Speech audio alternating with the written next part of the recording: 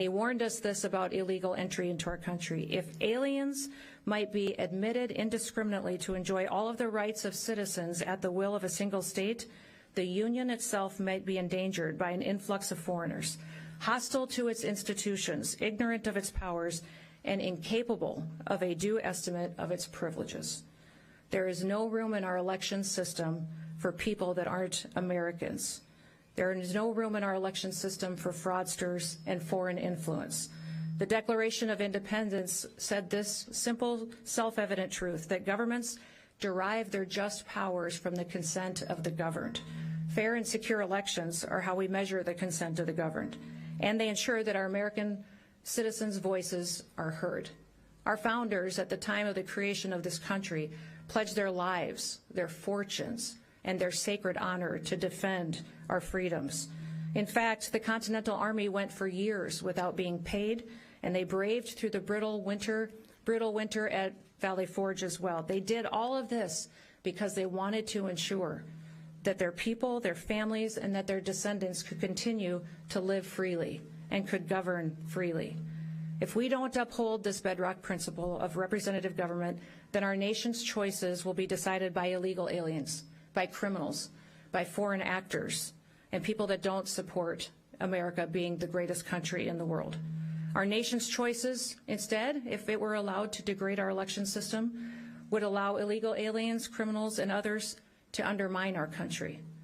This kind of election security is something that the government owes to the American people, and it's something that we, the American people, owe to ourselves.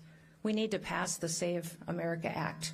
We need to pass it today and sign it into law to ensure that the integrity of our election system stays in place for years to come. May God continue to bless this great state, the great people who are working to make sure that everybody's vote matters and that it counts. May God continue to bless the great United States of America. Thank you. With that, I will open it up to any questions that you may have. So the Secretary, yes. Arizona already requires proof for citizenship, and there have been repeated audits that have found that there is no widespread fraud happening in Arizona. Do you worry that emphasizing election security threats without evidence could undermine public confidence, and how do you ensure that messaging doesn't further any misinformation? We have a SAVE program that is available to the state of Arizona that the state of Arizona could ensure through their Secretary of State that every county has access to, and allow them to go back in and verify those individuals that are on the voter rolls today to make sure they should be voting in the elections that come forward. That's what I would encourage the Secretary of State to do, and I'll be sending out mitigation measures that can help build promise back into that system to maintain the critical infrastructure that is our elections.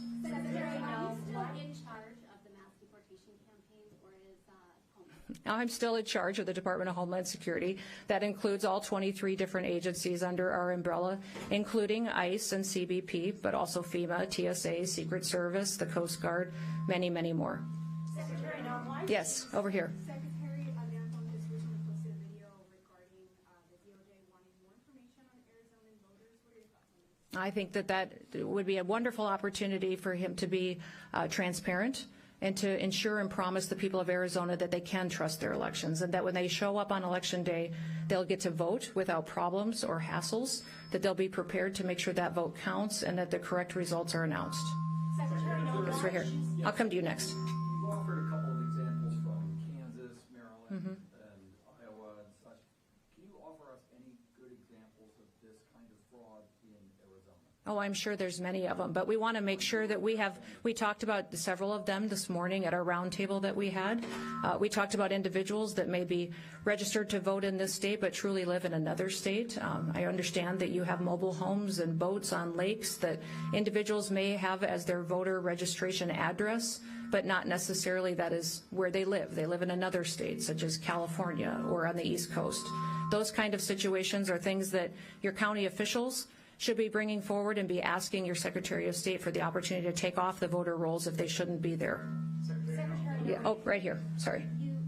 Why choose to do this press conference this way? Your agency is about to run out of funding. We were just here in Arizona last week at the border, and obviously you bused all of us to a secure facility, and I'm curious as to why choose to do this press conference this way on something that doesn't seem top secret.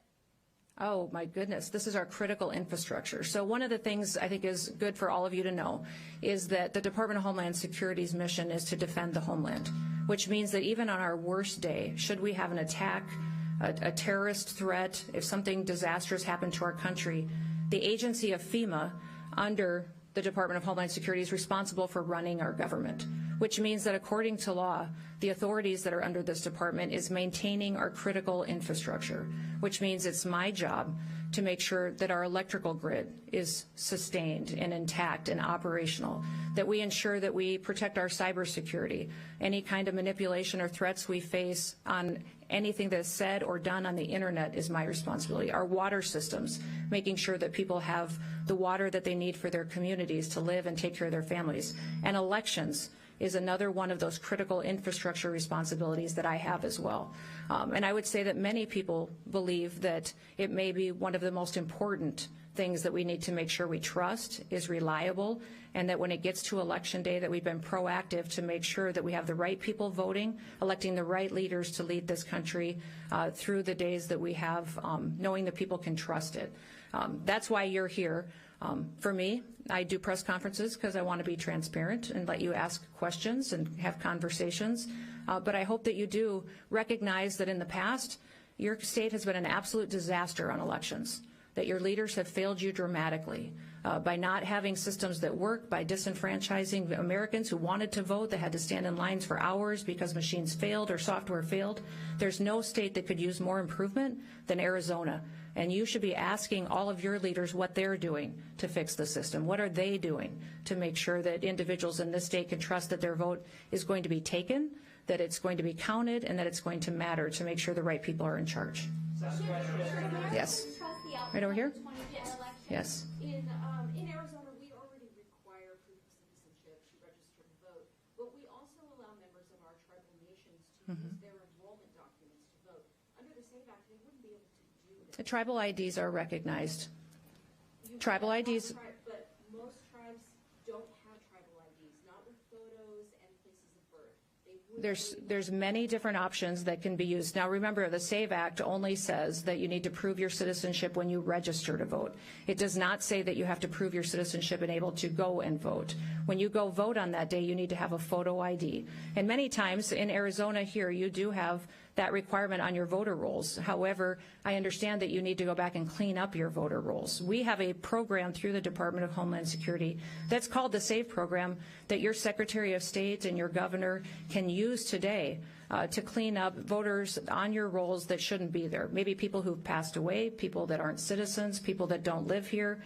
And that would make sure that in your next election, when people are casting their votes, they know they're voting for the right decisions, and that those votes are counted, and they're counted appropriately, and someone else didn't get to weigh in on their leadership.